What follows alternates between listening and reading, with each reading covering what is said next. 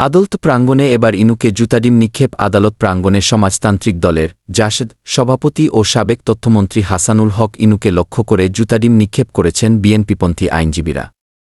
মঙ্গলবার ২৭ আগস্ট বিকাল ৫টা ১০ সিএমএম কোর্টের নিচে এ ঘটনা ঘটে। সেখানে একাধিক ডিম ইনুর শরীরে পড়েছে।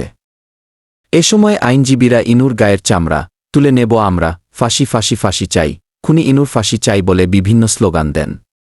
ইনুকে রাজধানীর চিফ মেট্রোপলিটন ম্যাজিস্ট্রেট সিএমএম কোর্টে আনার খবরে এদিন বিকেল ৪টা থেকে কোর্ট এলাকার নিরাপত্তা জোরদার করা হয়। আইনজীবী ও সাংবাদিক ছাড়া বাকি সবাইকে আদালত এলাকা থেকে বের করে দেন সেনাবাহিনীর সদস্যরা। এছাড়া আগে থেকেই কোর্ট এলাকায় অবস্থান নিয়েছিল পুলিশের বিপুল সংখ্যক সদস্য। বিকেল ৪টা ৫০ ঢাকা মহানগর পুলিশের গোয়েন্দা বিভাগের ডিবি একটি দল ইনুকে সিএমএম কোর্টে আনে। নিরাপত্তার প্রয়োজনে তাকে বহনকারী গাড়ির সামনে পেছনে পুলিশের ৩টি প্রোটেকশন গাড়ি ছিল। এর আগে গতকাল রোববার রাজধানীর উত্তরার একটি বাসা থেকে ইনুকে গ্রেপ্তার করা হয়।